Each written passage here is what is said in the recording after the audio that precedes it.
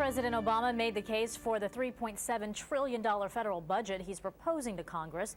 The proposal would reduce the deficit by more than $1 trillion over 10 years by freezing spending on domestic programs and raising taxes on the wealthy and the oil and gas industry. However, the budget does not address how to contain spending on some of the government's largest programs like Medicare, Medicaid, and Social Security.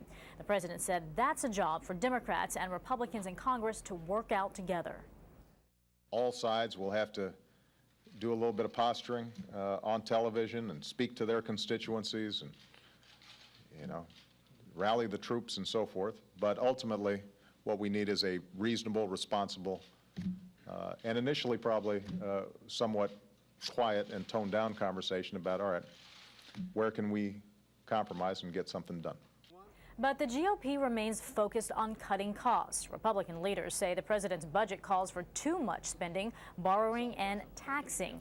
For more now, we are joined from Washington by Politico's Abby Phillip. Abby, thanks for being with us.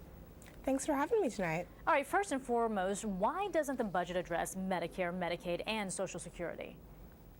Well, I think the principal reason that it doesn't address these issues is that these are massive, massive problems that for decades Republicans and Democrats have not been able to agree on. President Obama today said that that's something that is going to take some more time. It's something that he's willing to look at, but it's going to take more time. On the other side of this, it's an issue that's very sensitive for Democrats.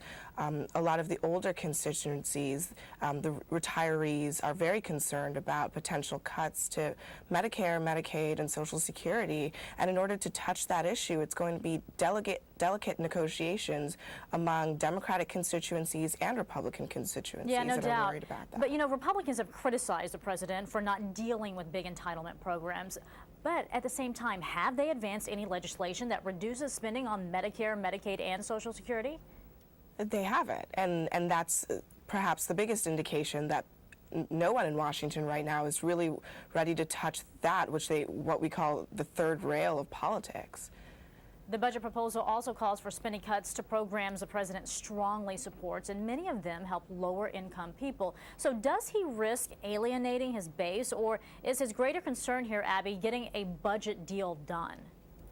He absolutely risks alienating his base. You're already hearing whispers from a lot of community development groups, people who have been affected by some of these budget cuts in areas that the president says that he cares about, who are saying, but wait a minute, we need these programs in order to serve people in a time of economic recession. So it's an interesting argument that he's making, that these cuts need to happen because of the recession, while on the other hand, the people that are most affected by it are saying, if you cut this now, it's going to be harder to serve people who have lost their jobs and need unemployment assistance and who need home weatherization help and money to pay their heating bills. So it's a difficult argument, and I think that this is going to come out a lot more as the week progresses. Yeah, no doubt. Well, House Republicans advanced a bill that cuts $61 billion in federal spending for this year. The president said he would veto that.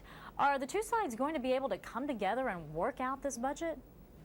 At some point, I think they are going to have to. You heard Speaker Boehner say this week that he doesn't want a government shutdown, which is what would occur if they don't successfully pass a bill that would fund the government for the rest of the year 2011 on March 4th. So Speaker Boehner has indicated that he's not willing to shut down the government, but if Republicans and Democrats don't agree on some of these cuts, Republicans want really deep cuts to the current fiscal year, which go much further than President Obama is willing to go to cut some of these same programs that he's proposing cuts to in his new budget. So it's going to be an interesting fight to see who wins out. To what degree will President Obama allow for certain budget cuts to programs right now rather than at some point in the next year? All right, well, we will be watching. Abby Phillip from Politico, thanks for your insight. We do appreciate it. Thanks for having me.